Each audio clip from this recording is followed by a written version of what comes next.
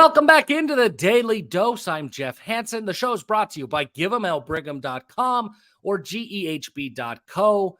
Check us out at either of those websites. It'll take you to the same place. Click on the store. Anything that we sell in the store through BYU's bye week, so that's through the first week of October, anything that we sell will be donated to BYU's collective. So buy yourself a sweatshirt, buy yourself a t-shirt, and every dollar that would go into my pocket is now going into the pocket of BYU players by way of NIL through the collective. Not just a portion of proceeds, not 10% or 19.84%, nothing like that. Every dollar, every dime, every penny that we make at the Give 'em Hell Brigham store will be donated to the collective. So check us out. Check out the store. It's going to be a win-win-win for everybody. You get yourself a sweatshirt. You get to fuel the algorithm in real life every day.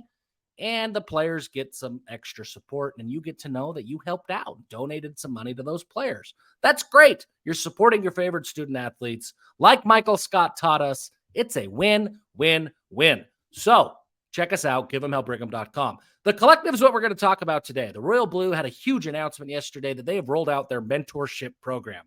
And while their press release didn't have a ton of details, we happen to know a thing or two about a thing or two here. So let's talk about what this program is and what this program isn't.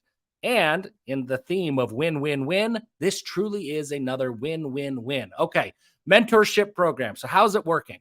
There are BYU owned and operated businesses, not operated, but BYU alumni owned and operated businesses that have donated money and that have donated time to participate in this mentorship program.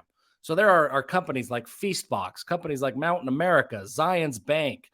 There's a whole bunch. Legally Mine, New Skin. I mean, I read the press release. There's a dozen, 15 or so businesses that are involved with this, and that number will continue to grow.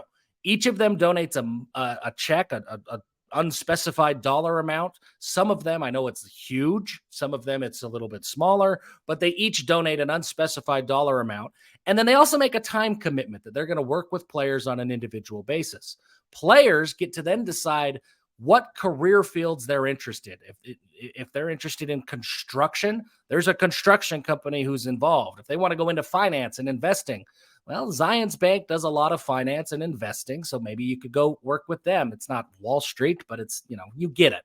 There's lots of individual fields. If you want to check out restaurants, Feastbox is right there, how to build a restaurant, start a restaurant. So there's a whole bunch of businesses. You'll be assigned this mentorship, and the players would work with these mentors regularly. They'll get to talk to them about the tricks of the trade. They'll get to build out their professional network. They'll make professional contacts, not just with the mentor, but the leadership at the company and whoever they decide to introduce them to along the way. It effectively is an internship that could last for 4 years and last all year. So it's kind of a big deal for the company as well. They get to build out their recruiting pool. They get to know potential employees really, really well. So that's a huge win. For the player, they get this Rolodex of contacts. That's a huge win. And there's also a financial component that's a huge win for BYU. There are tiers. So if on the financial side of this, there are tiers in this program. Are there 5 tiers? I don't know. Are there 7 tiers? I have no idea. I know that there are tiers. And the collective ultimately decides who falls into what tier. How do they make those decisions? I don't know what that process is, but I know how the collective runs things. And I'm sure that there's going to be a lot of input from folks inside of BYU. There will be input from folks outside of BYU. And ultimately, everything will roll up to the collective's board. And that's how they'll decide via their board and board discussions which player falls into what tier. Every player on the roster will get paid. So we know where the bottom is. The 123rd walk-on the roster who's only going to play scout team, he's probably in the bottom tier. So what is his financial component? It's $500-600 a month, which if you spread it out over a year, it effectively covers his tuition. So the bottom tier is getting tuition paid for. That's a big win for those guys. That's the BUILT program. Think about that. That's effectively what the collective is recreated for these walk-on guys, that they can get their tuition covered and they could still get the benefits of having a great mentor and a great professional network after they leave BYU. To the top tier, I don't know how that works. Again, is it starters? Is it captains? Is it anybody on the 2 deep? I don't know. The collective decides that. but their payouts will be, it's in tens of thousands of dollars a year, $30,000, $40,000, probably somewhere in that range to start. As more businesses see the benefit and want to get involved in this program, the pool of money will continue to grow. So right now, whatever the money is, it's the baseline. That's what's been committed to for the next couple of years. But that will continue to grow, and those payments, those thresholds, that will continue to rise as well. Now, none of this prohibits a player from getting other NIL deals. None of this prohibits the collective from doing one-off deals on an individual basis with individual players. This is just the mentorship program. This is one aspect of what the collective is doing, and they're rolling it out to all 123 players.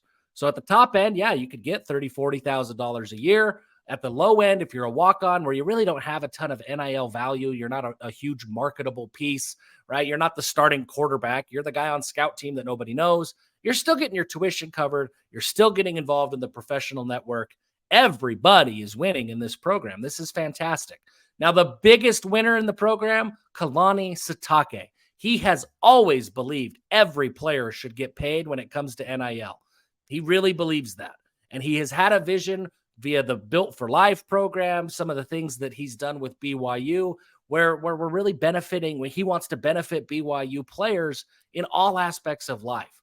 Well, now with the collective's help, he's able to rely on them to do some of the things that he's always wanted to do.